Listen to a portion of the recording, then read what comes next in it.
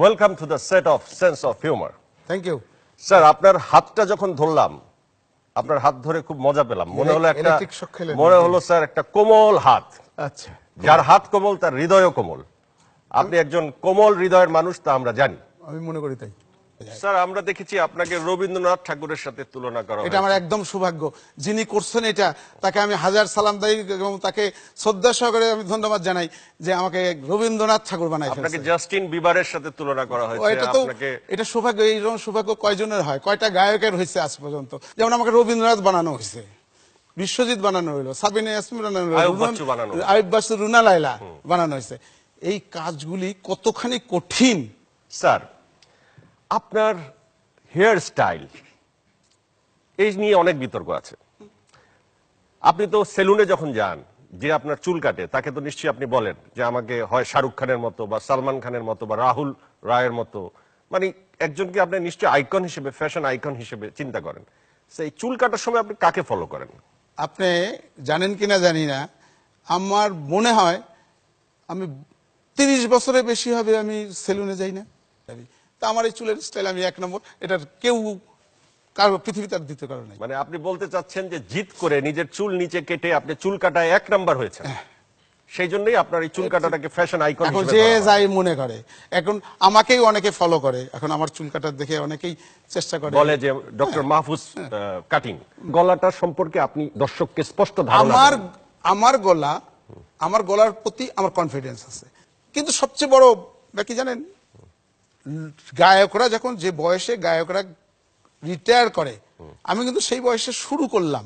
Sir, ঠিক ওই মুহূর্তটাকে চিন্তা করে যদি একটু নস্টালজিতে ফিরে যাই, আপনি ওই মুহূর্তে ইভা রহমান আপনার সামনে বসা, আপনি একটি গান শোনাচ্ছেন, কি গান শোনাবেন? সে গানটার দুটো লাইন শুনতে চাই।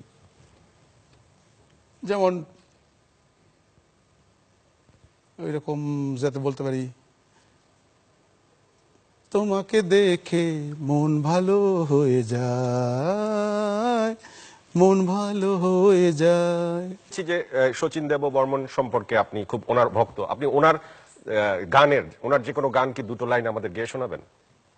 তুমি এসেছিলে পরশু, কাল কেন আসোনি। এই গানটা অনেক জনপ্রিয়। যেমন আমি ছোটবেলার থেকেই, আমার যখন অল্প বয়স জ্ঞান হওয়ার পর থেকে আমি খুব গান শুনতাম, গানের খুব ভক্ত। স্যার, যে কোনো গায়ক কিন্তু রবীন্দ্রসঙ্গীত এবং নজরুল সঙ্গীত সম্পর্কে তার একটা আইডিয়া থাকা উচিত। আপনার প্রিয় একটি রবীন্দ্রসঙ্গীতের দুটো লাইন গেয়ে শোনাবেন স্যার।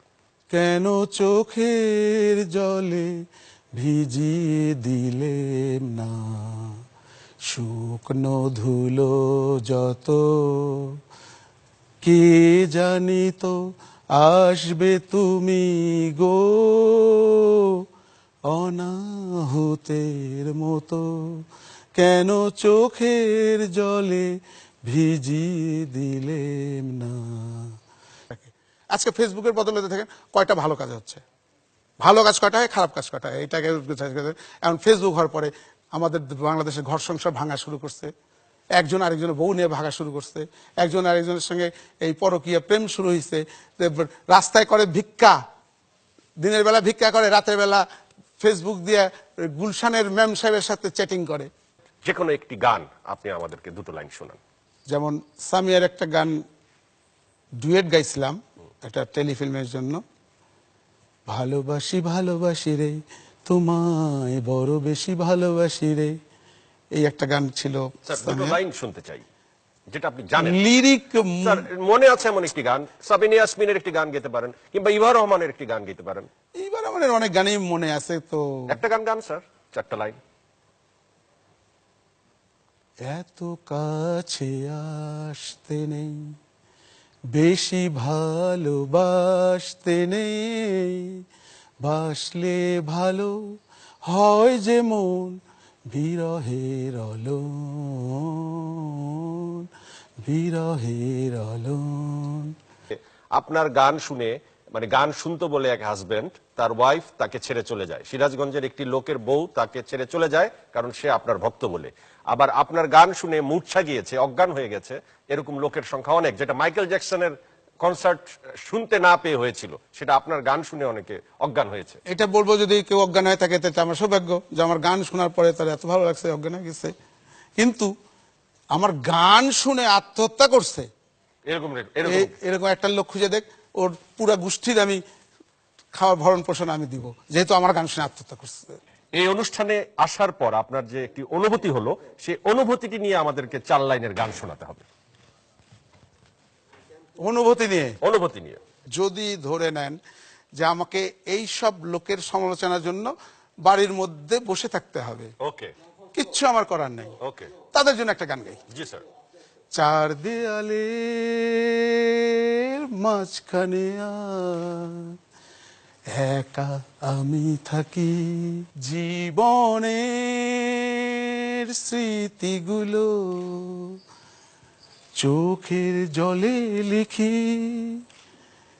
নিঃসঙ্গ জীবন আমার আড়ালে ঢাকি, মনের স্মৃতিতে এখন আলপনা কি, মনের স্মৃতিতে এখন আলপনা কি। মানে ধরে দেন ওইসব লোকের জন্য ভয় পেয়ে আমি ঘরের মধ্যে বসে এই গানটা গাচ্ছি আর কি। Thank you very much sir. Thank you for. Okay, thank you very much, আপনাকে ধন্যবাদ। আশা রাখবো আপনার প্রোগ্রামটা দিন দিন আরো জনপ্রিয়তা লাভ করুক। আমি যা আজ পর্যন্ত যা টিআরপি দেখলাম, যে আমাদের যে কটা ম্যাগাজিন অনুষ্ঠান যায় এখন পর্যন্ত আপনি টপে আছেন। আশা রাখবো যে আপনি চিরকাল এরকম টপ নেই, মরার সময় টপ নেই মরবেন।